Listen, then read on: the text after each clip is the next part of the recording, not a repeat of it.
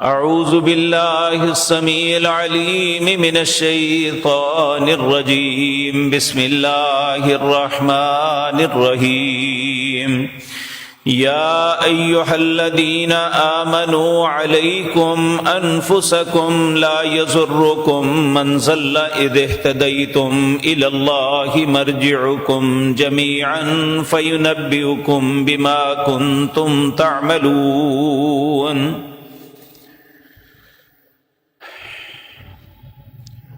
حضرات محترم، ہر ذی شعور انسان یہ بات جانتا ہے کہ اس کے پاس جتنی بھی نعمتیں ہیں، جتنے انعامات ہیں، وہ اللہ مالک و خالق کی جانب سے ہمیں ودیعت کیے گئے ہیں، اور وہ اتنے ہیں کہ وَإِن تَعُدُّوا نِعْمَةَ اللَّهِ لَا تُحْصُوهَا، اگر اللہ کے انعامات کو صرف گننا چاہو تو تم شمار نہیں کر سکتے۔ وہ اللہ نے جو بے شمار ہم پہ انعامات کیے ہیں، ان میں ایک بہت بڑا انعام جو اللہ کا ہم پہ ہے وہ عافیت ہے۔ عافیت کیا ہے؟ اگر ہم لغت میں اس کا معنی دیکھتے ہیں تو عافیت کہتے ہیں ہر مصیبت، ہر بلا، ہر تکلیف، ہر قسم کی پریشانی، ہر قسم کی خوف، ہراس، اس سے انسان کو نجات ہو۔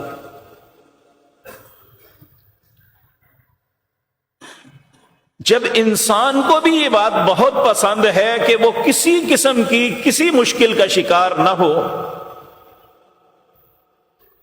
اور اللہ بھی بندے سے کہتا ہے کہ اے میرے بندے مجھ سے عافیت طلب کر۔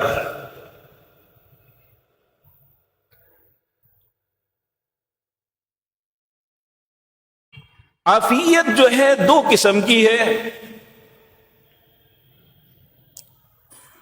ہم ایک کے متعلق تو بڑے حساس ہیں، اس کے متعلق کوشش بھی کرتے ہیں، محنت بھی کرتے ہیں، علاج بھی کرتے ہیں اور دعا بھی کرتے ہیں، لیکن دوسری عافیت جو ہے اس کے متعلق ہمیں نہ شعور ہے، نہ اس کے متعلق کوئی جد و جہد کوشش ہے، الا ماشاء اللہ۔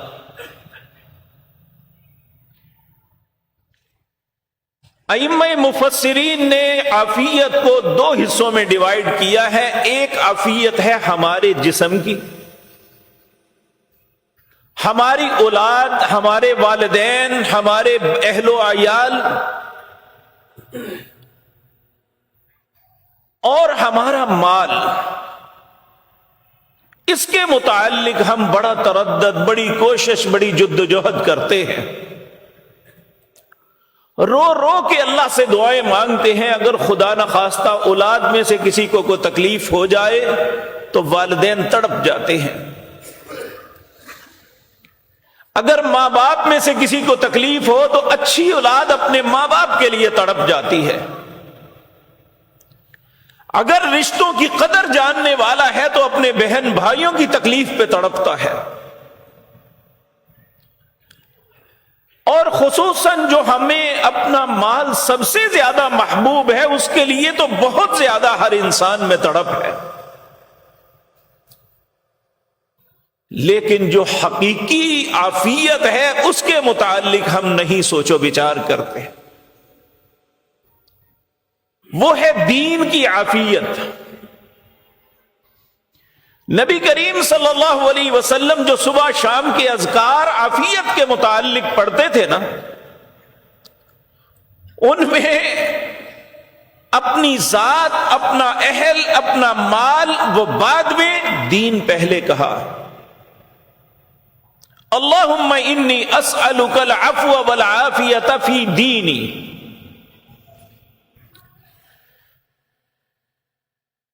اور ائمہ کرام یہ لکھتے ہیں کہ اگر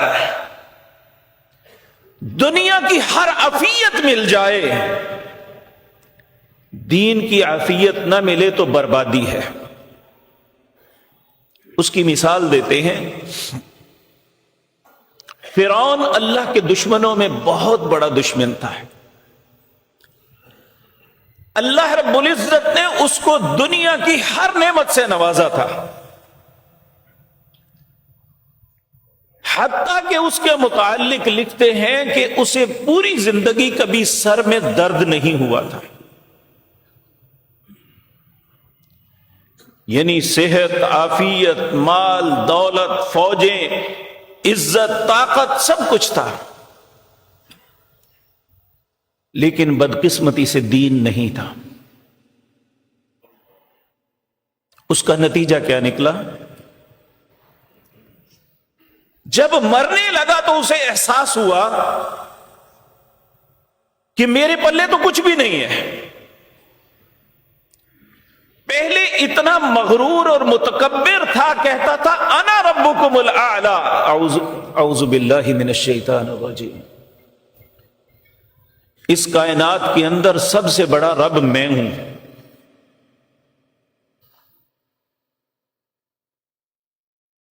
تو جب یہ وقت آیا تو اس نے جب اپنے آپ دیکھا تو میرے پاس تو کچھ بھی نہیں. دریا میں غرق ہونے لگا، سمندر میں، تو کہنے لگا لا الہ الا الذی آمنت بہ بنو اسرائیل وانا من المسلمین. پہلے حضرت موسیٰ علیہ السلام ساری زندگی بہت سی اللہ کی نشانات دکھاتے رہے، معجزات دکھاتے رہے. جب بھی کوئی تکلیف آتی تو موسیٰ علیہ السلام سے التجا کرتا کہ اللہ سے دعا کرو اگر یہ نجات مل جائے تو میں ایمان لے آؤں گا. نہیں لایا، ہر دفعہ مکر گیا. اب اسے احساس ہوا کہ میں تو خالی جا رہا ہوں، دنیا کی ساری نعمتیں، اب کوئی فائدہ نہیں. جو نعمت مجھے چاہیے تھا وہ تھی نہیں میرے پاس. پھر اس نے جب کہا لا الہ الا الذی آمنت بہ بنو اسرائیل وانا من المسلمین، اللہ کے علاوہ کوئی الہ نہیں، میں اس پہ ایمان لاتا ہوں جو بنی اسرائیل کا رب ہے، وَأَنَا مِنَ الْمُسْلِمِينَ، میں اس کا فرما بردار ہوتا ہوں. لیکن اس وقت اس عافیت کا دروازہ بند ہو چکا تھا، وہ معافی کا وقت گزر چکا تھا. اس لیے آج میں اور آپ بھی اس بات پہ سوچیں. نبی کریم صلی اللہ علیہ وسلم کی دعاؤں میں ایسے تذکرے ملتے ہیں، آپ اللہ سے رو رو کے کہتے وَلَا تَجْعَلْ مُصِيبَتَنَا فِي دِينِنَا، اے اللہ میرے دین کے معاملے میں مجھے کسی مصیبت میں مبتلا نہ کرنا. اب سوال یہ پیدا ہوتا ہے انسان کی عافیت کے مقابلے میں جو بیماری ہے، جو تکلیف ہے، وہ یہ ہے کہ جسم کوئی بیماری لگ گئی خدا نخواستہ، مالی طور پہ کرائسس میں آ گیا. دین کی مصیبت کیا ہے کہ انسان اس کے سامنے ایک واضح سکیچ موجود ہے قرآن کریم کی شکل میں، وہ اس سے رہنمائی لے سکتا ہے. اس کے سامنے رسول اللہ کی سیرت موجود ہے، وہ اس سیرت سے استفادہ کر سکتا ہے، اپنی زندگی کا طریقہ طے کر سکتا ہے، لیکن ادھر ادھر بھٹکتا رہتا ہے. دین کے اندر مصیبت اور تکلیف یہ ہے کہ انسان خدا نخواستہ شرک جیسی گندگی میں مبتلا ہو جاتا ہے. اور میں یہ بارہا مرتبہ عرض کر چکا کہ جو لوگ شرک کرتے ہیں وہ اسے گناہ سمجھ کے نہیں کرتے، وہ کسی نہ کسی شخصیت کی محبت اور عقیدت میں اتنا آگے بڑھ جاتے ہیں کہ اسے اللہ کے برابر کر دیتے ہیں. نعوذ باللہ من ذالک.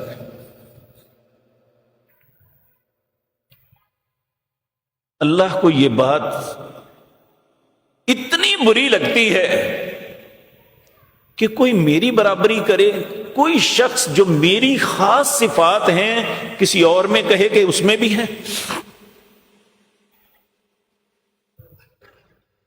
تو کہا ایسا نہیں ہو. آپ دیکھیں اللہ کی ایک صفت ہے مشکل کشائی.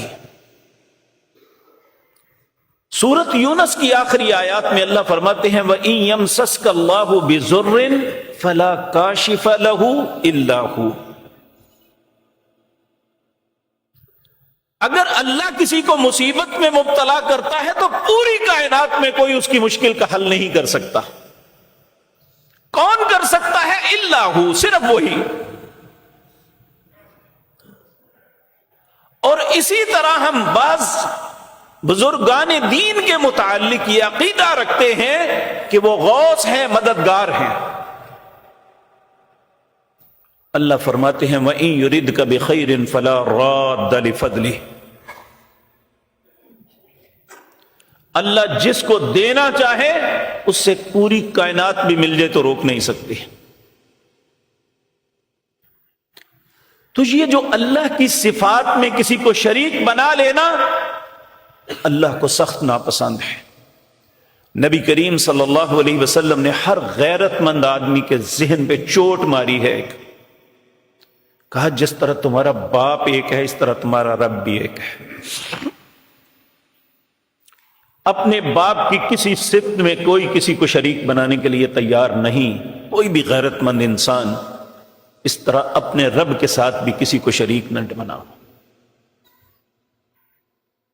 دوسرا دین کی تباہی جو ہوتی ہے، اللہ نے دین وحی کے ذریعے اپنے کسی بندے کو اپنے اپنے مقام پہ اپنے اپنے زمانے میں جنہیں نبوت اور رسالت نوازی ان کے اوپر وحی کی، لوگوں کی رہنمائی کے لیے ایک دین عطا کیا کہ اب اس پہ عمل کرنا ہے. جو اس سے ہٹ کے کسی اور چیز کو دین بنائے گا وہ دین کی بربادی ہے، وہ تباہی ہے، وہ عافیت میں نہیں ہے. اللہ کے ایک نبی یعقوب علیہ السلام، یہ حضرت ابراہیم کے پوتے تھے. سورت بقرہ پہلے پارے کے آخری رکوع میں ان کا تذکرہ ہے.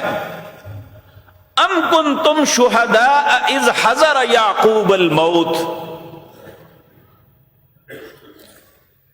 کہ جب یعقوب علیہ السلام کی زندگی کا اختتام، موت کا وقت آ گیا.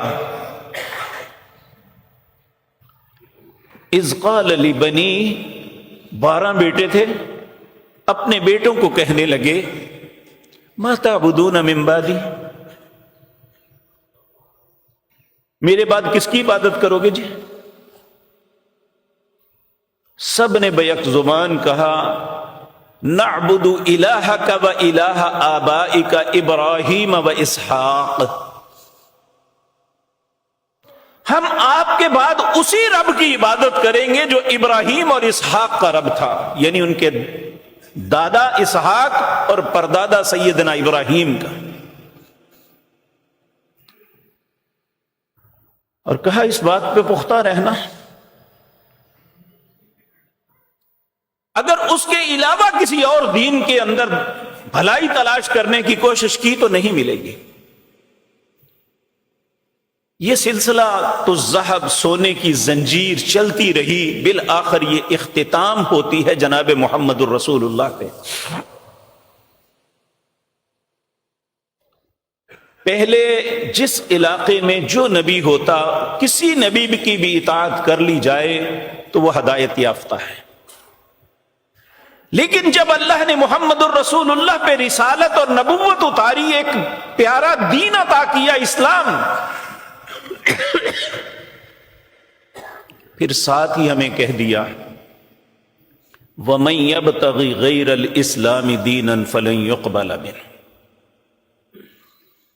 اب جو میں نے محمد الرسول اللہ کو دین دیا ہے صلی اللہ علیہ وسلم، جس کا نام اسلام ہے، اگر اس کے علاوہ کسی اور بات میں بھلائی تلاش کرنے کی کوشش کرو گے تو نہیں ملے گی.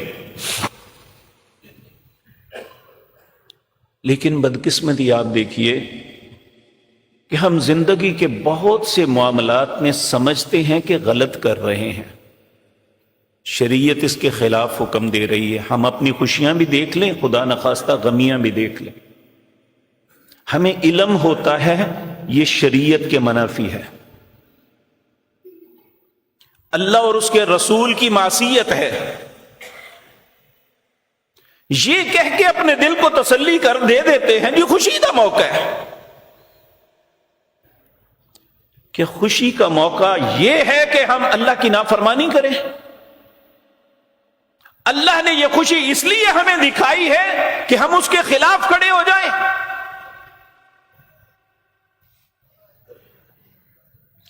اس لیے اللہ کے پاک پیغمبر جناب محمد الرسول اللہ صلی اللہ علیہ وسلم نے اللہ سے رو کے یہ دعا مانگی تھی، وَلَا تَجْعَلْ مُصِيبَتَنَا فِي دِينِنَا،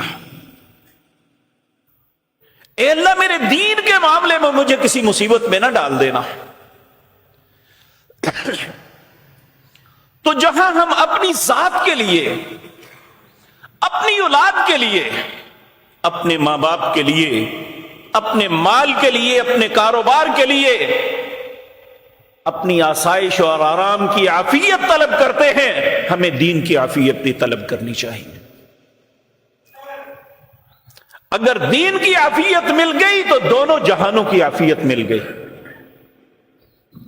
اگر دین کی عافیت نہ ملی تو دنیا کے چند دن تو عافیت میں گزار لیں گے، آخرت میں کچھ نہیں ہے۔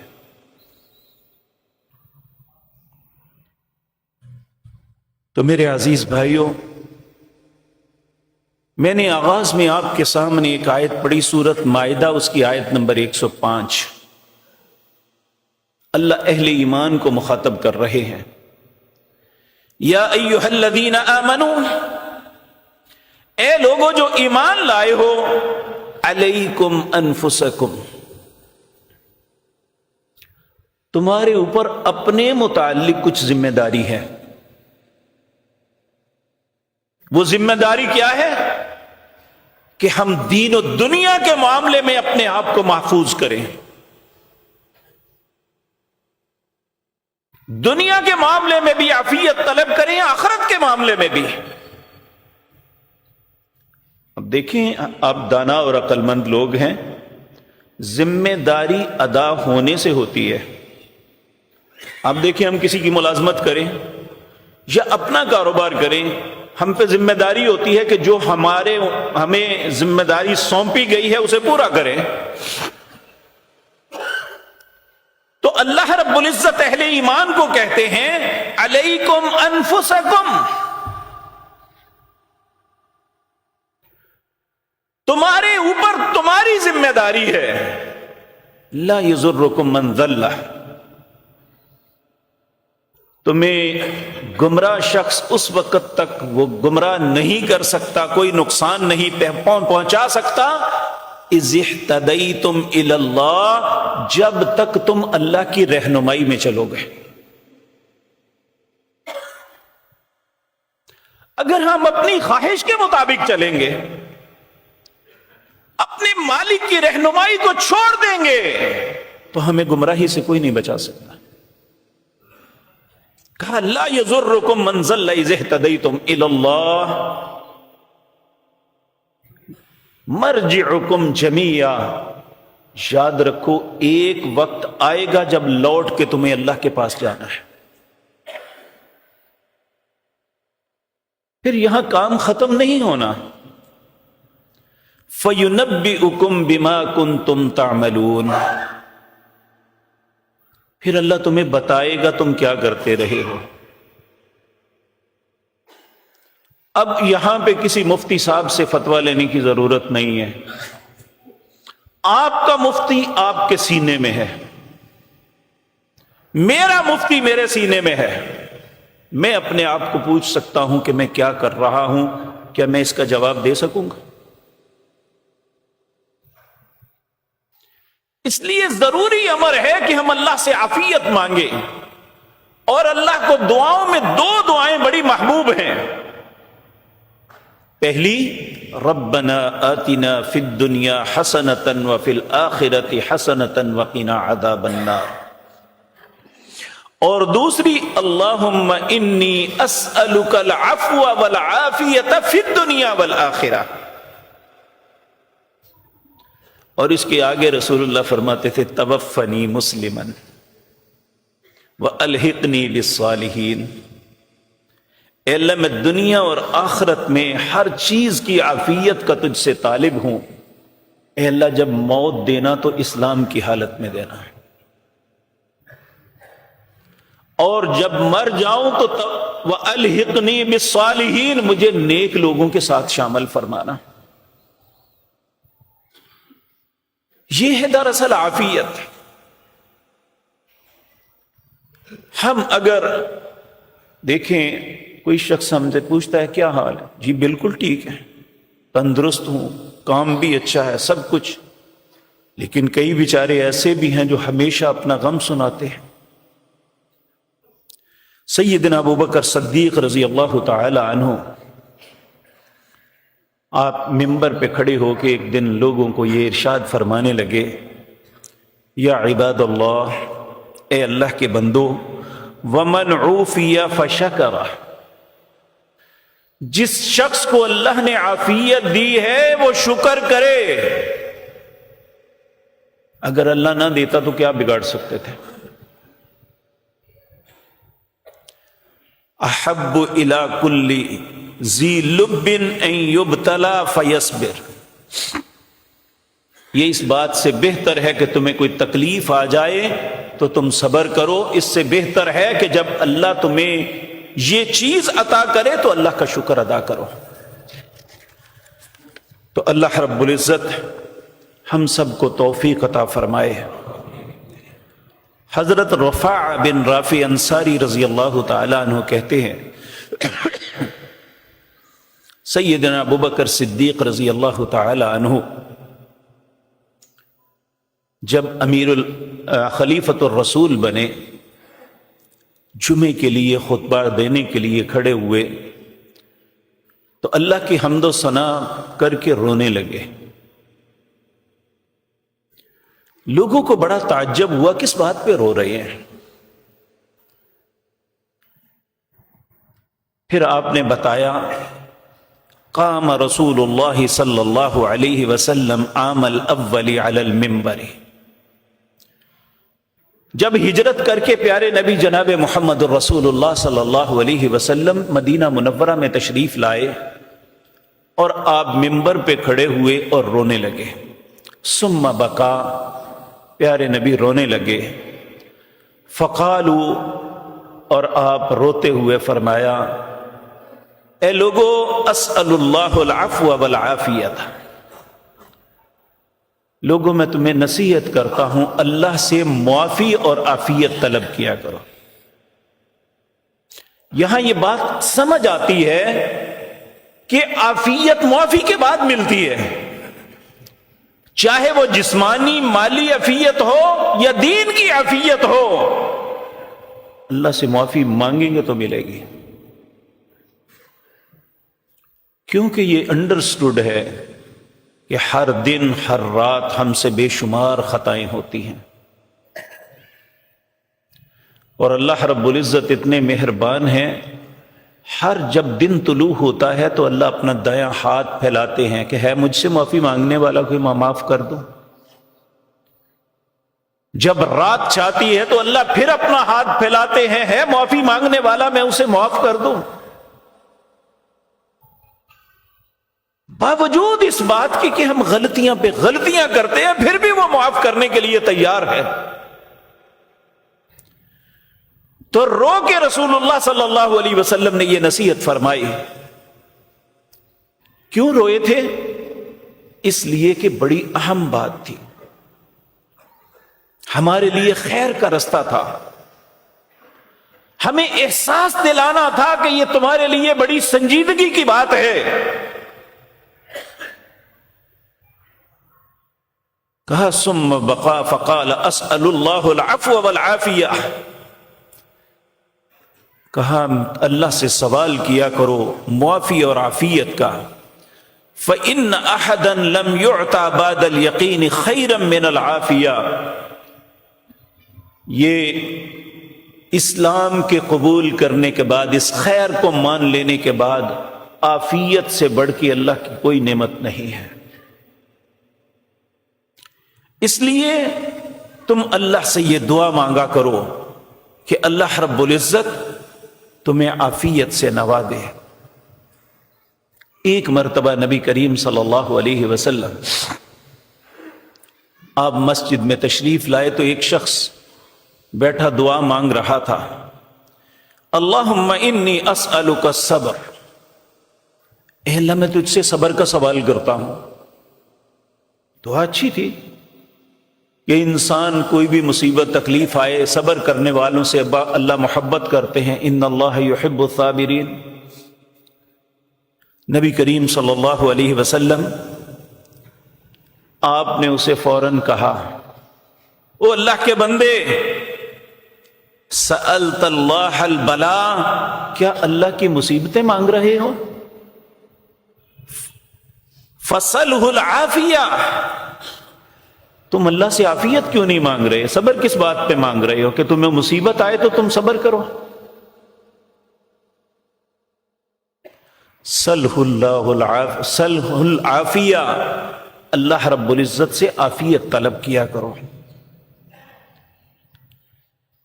نبی کریم صلی اللہ علیہ وسلم کے پیارے پھول تھے سیدنا حسن رضی اللہ تعالی عنہ۔ نبی کریم کے اپنے 3 بیٹے ہوئے، تینوں آپ کی زندگی میں وفات پا گئے بچپن میں ہی،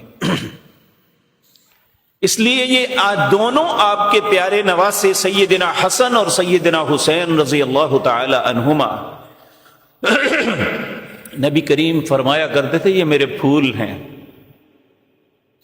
آپ ایک مرتبہ ممبر پہ خطبہ دے رہے تھے تو وہ حسن و حسین دونوں آ رہے تھے تو ان کے پاؤں اپنی قمیض کے ساتھ الجھے گر رہے تھے، آپ ممبر سے اتر کے دونوں کو اٹھا کے لے آئے، اتنا پیار کرتے تھے۔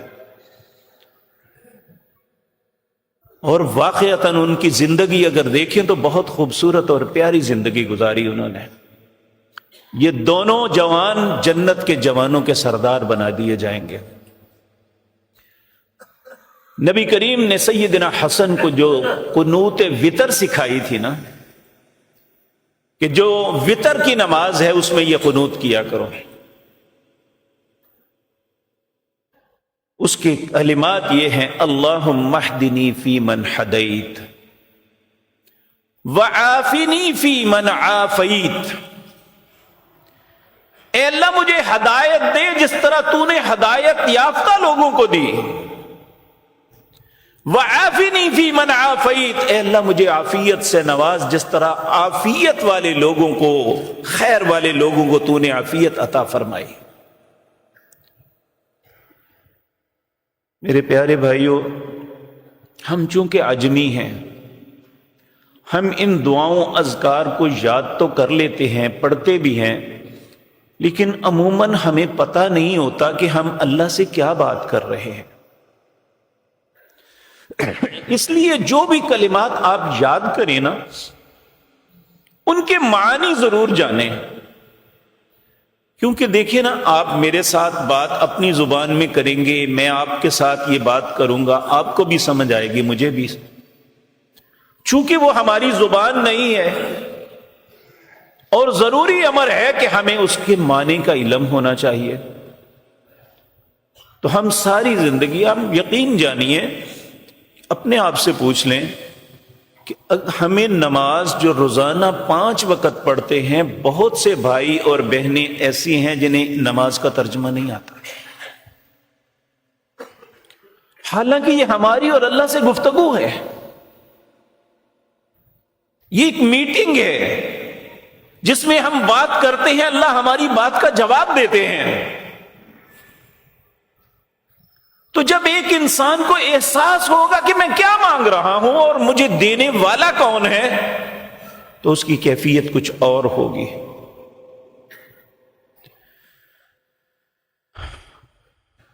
ایک مرتبہ نبی کریم صلی اللہ علیہ وسلم کے پیارے چچا سیدنا عباس، یہ نبی کریم صلی اللہ علیہ وسلم سے 3 یا 4 سال بڑے تھے۔ قبل از اسلام بھی، جب انہوں نے اسلام کو قبول نہیں کیا تھا، انہوں نے کبھی رسول اللہ کی مخالفت نہیں کی تھی، ہمیشہ حمایت کرتے تھے۔ حتیٰ کہ جب اہل مدینہ آئے تھے آپ کے ساتھ بات کرنے، آپ کی دین کو قبول کیا عقبہ گھاٹی کے پیچھے، تو سیدنا عباس نے کہا بھتیجے میں ان سے بات کروں گا. یعنی آپ کے بہت خیر خواہ. تو نبی کریم تو اپنی امت کے سب لوگوں سے خیر خواہ تھے، تو جو آپ کا خونی رشتہ تھا، جس کے ساتھ جو بچپن سے آپ کے ساتھ دوست اور محبوب تھے، ان کے ساتھ تو کیا کیفیت ہو سکتی ہے. حضرت عباس رضی اللہ تعالی عنہ نے عرض کیا اے اللہ کے رسول صلی اللہ علیہ وسلم، آپ مجھے کو خوبصورت کلمے سکھائیں جو میں اللہ سے مانگا کروں. آپ نے فرمایا سل اللہ العافیت، اللہ سے عافیت طلب کیا کرو، دین و دنیا کی عافیت طلب کیا کرو. حضرت عباس کہتے ہیں فَمَكَثْتُ أَيَّامًا ثُمَّ جِئْتَ، کچھ دن گزرے تو میرے دل میں آیا یہ کون سی بڑی بات آپ نے کی ہے. میں پھر آپ کی خدمت میں کچھ دن بعد حاضر ہوا. فقلت، میں نے عرض کیا یا رسول اللہ صلی اللہ علیہ وسلم، اے اللہ کے پیارے رسول صلی اللہ علیہ وسلم، علمنی شیئا اسأل اللہ، مجھے کوئی ایسے کلمات سکھائیے جن کے ساتھ میں اللہ سے سوال کروں. فقال، پیارے نبی فرمانے لگے لی، میرے لیے، یا عباس یا عم رسول اللہ صلی اللہ علیہ وسلم، اے عباس، اے رسول اللہ کے چچا، پیارے چچا، صل اللہ العافیت فی الدنیا والآخرہ، دنیا اور آخرت کی اللہ سے عافیت طلب کرو، اس سے بہتر کوئی دعا نہیں ہو سکتی. تو آج کی مجلس میں میرے اور آپ کے لیے سبق یہ ہے کہ پیارے نبی نے اپنے پیارے چچا کو جو کہا ہم بھی اپنی زندگی میں اپلائی کریں. جہاں ہمیں دنیا کی عافیت محبوب ہے، وہاں دین کے ساتھ تمسک کر کے آخرت کی عافیت بھی طلب کرنی چاہیے. اللہ رب العزت سورۃ ابراہیم اس کی آیت نمبر 34 میں فرماتے ہیں وَآتَاكُم مِّن كُلِّ مَا سَأَلْتُمُوهُ، لوگو جو تم سوال کرتے ہو اللہ تمہیں دے دیتا ہے، تم سوال کر کے تو دیکھو. وَإِن تَعُدُّوا نِعْمَةَ اللَّهِ لَا تُحْصُوهَا، جو اللہ نے تمہیں انعام دیے ہیں تمہارے مانگنے کے بعد تم انہیں شمار نہیں کر سکتے. لیکن ان الانسان لظلوم کفار، یہ انسان بڑا ہی ظالم اور ناشکرا ہے. یہ اللہ سے لے تو لیتا ہے لیکن اس کا شکر ادا نہیں کرتا. نبی کریم صلی اللہ علیہ وسلم آپ کے دن اور رات کے اذکار میں سے سب سے پہلا ذکر، آپ جب صبح بیدار ہوتے تو اللہ رب العزت کی تعریف کرتے ہوئے کہتے ہیں الحمد للہ الذی احیانا بعدما اماتنا والیہ النشور. تمام تعریفیں اس اللہ کے لیے ہیں جس نے مجھے مرنے کے بعد دوبارہ زندگی عطا کی اور لوٹ کے پھر مجھے اسی کے پاس جانا ہے. پھر آپ اللہ کی تعریف میں کہتے الحمد للہ الذی عافانی فی جسدی ورد علی روحی واذن لی بذکری. تین باتیں کریں. سب سے پہلے الحمد للہ الذی عافانی فی جسدی، تمام تعریفیں اس اللہ کے لیے ہیں جس نے میرے جسم کو عافیت سے نوازا، میں پھر تندرستی کے ساتھ اٹھ پڑا. میری آنکھیں دیکھتی ہیں، میرے کان سنتے ہیں، میری زبان بولتی ہے، میرے قدم چلتے ہیں، میرا معدہ نظام ہضم درست ہے. الحمد للہ الذی عافانی فی جسدی ورد علی روحی. جب انسان سوتا ہے تو اس کی روح معلق ہوتی ہے، چاہے اللہ واپس لے جائے یا واپس لوٹا دے. ورد علی روحی، میری روح کو واپس پلٹا دیا. اور تیسری بات وَأَذِنَ لِي بِالذِّكْرِ، مجھے اپنا ذکر کرنے کی اجازت دے دی. تو اگر میں صبح اٹھتا ہوں، مجھے فجر کی نماز کی توفیق نہیں ملتی یا تہجد نہیں پڑھتا، اشراق کے متعلق نہیں آتا، اللہ کا ذکر زبان پہ نہیں آتا، تو اپنی بدقسمتی پہ رونا چاہیے کہ میرے رب نے اپنے ذکر کی اجازت ہی نہیں مجھے دی. مجھے دین کی عافیت نہیں ملی، میرا یہ دن بربادی سے شروع ہوا ہے، میرے دن میں کوئی خیر نہیں ہے.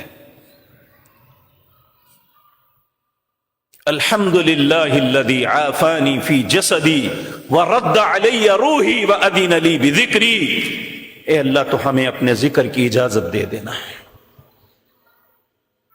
جب تو نے ہمیں واپس زندہ اٹھا دیا، ہماری روح کو پلٹا دیا، یہ تیری مہربانی ہے.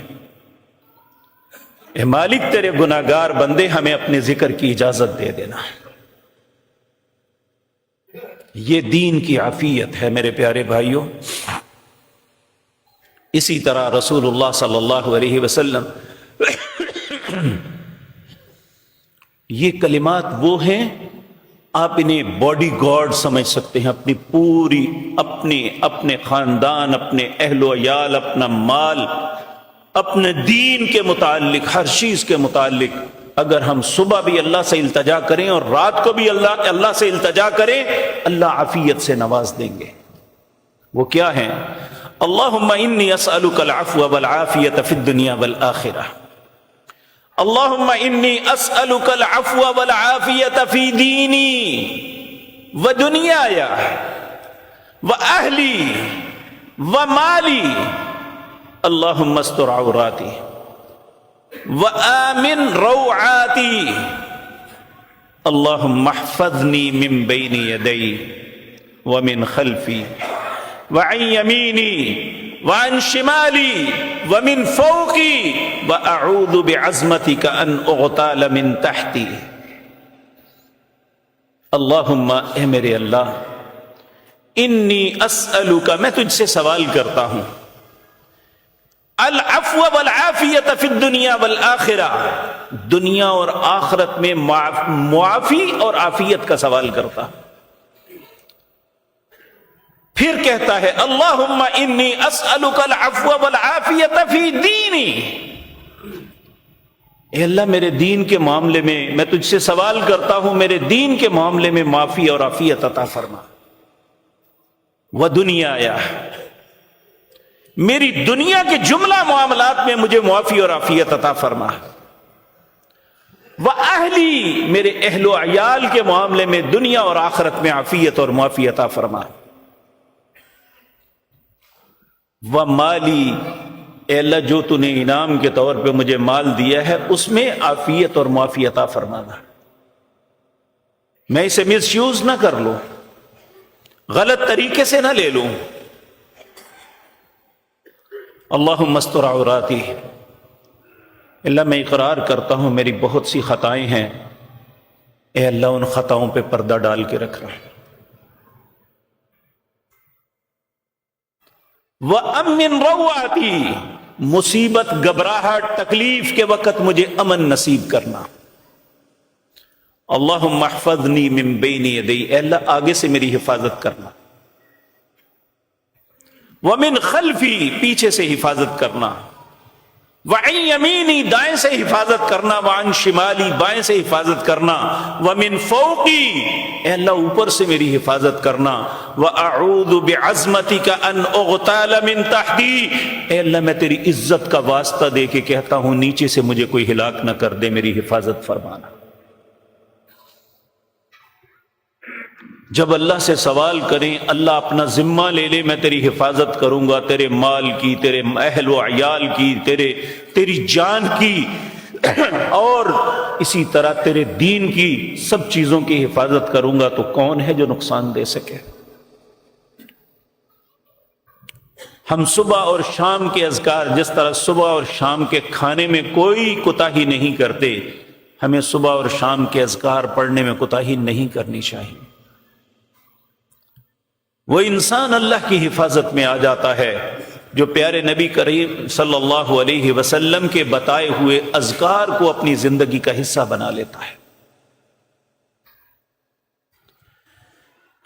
اللہ اکبر۔ حجاج بن یوسف ایک بڑا سخت گیر حکمران تھا۔ ایک دن اس نے ایک بدو کو دیکھا، کہنے لگا او یار میرے ساتھ کھانا کھا لو۔ عرب جو ہیں یہ جیسے بھی ہو نا، یہ مہمان نواز بڑے ہوتے ہیں، اسلام سے پہلے بھی، اسلام کے بعد اور آج بھی۔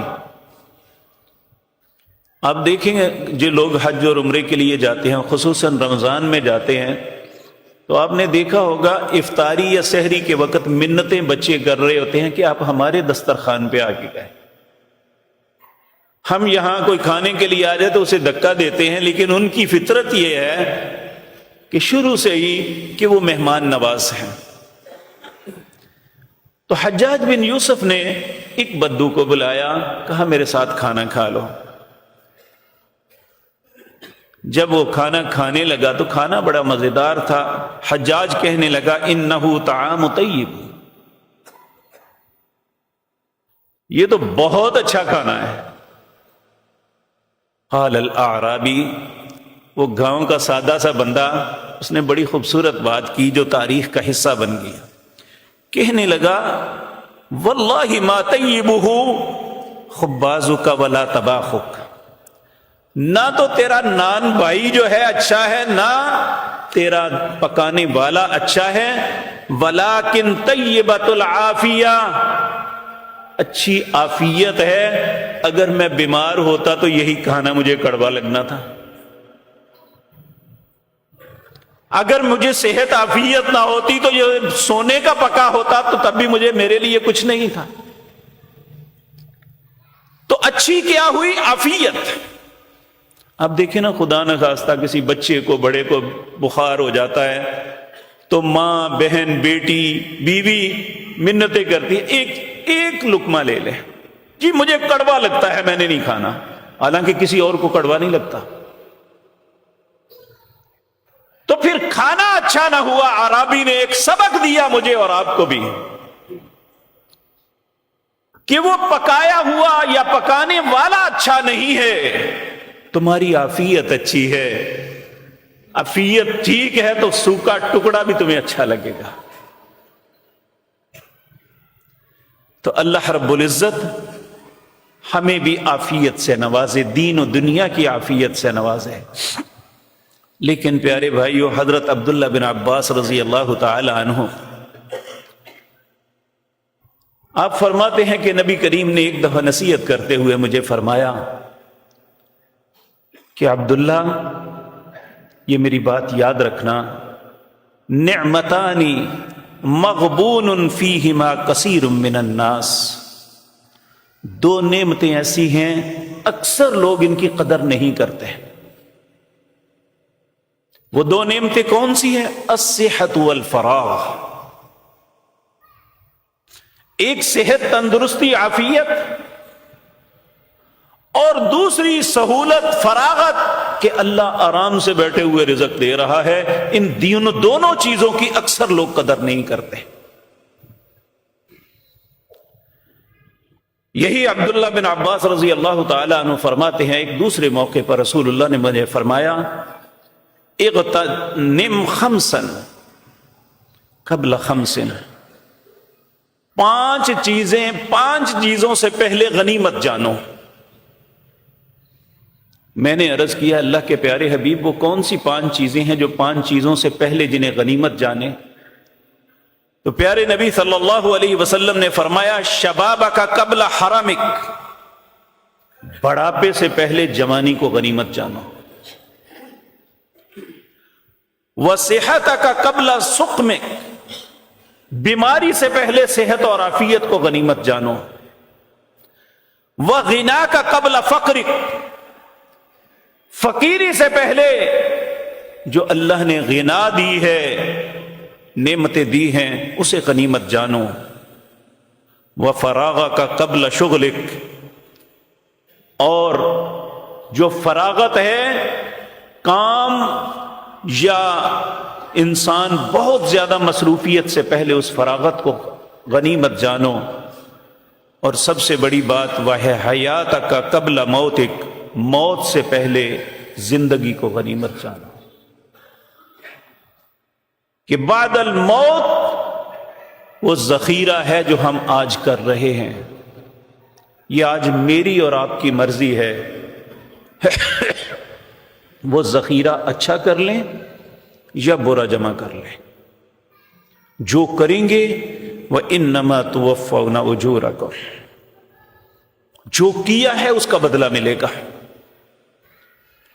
تو اللہ مالک یہ باتیں ہمیں سمجھنے کی توفیق عطا فرمائے۔ باتیں تو بہت سی ہیں، زندگی بھر ختم نہیں ہو سکتی۔ سبحان ربک رب العزت عما یصفون وسلام علی المرسلین والحمد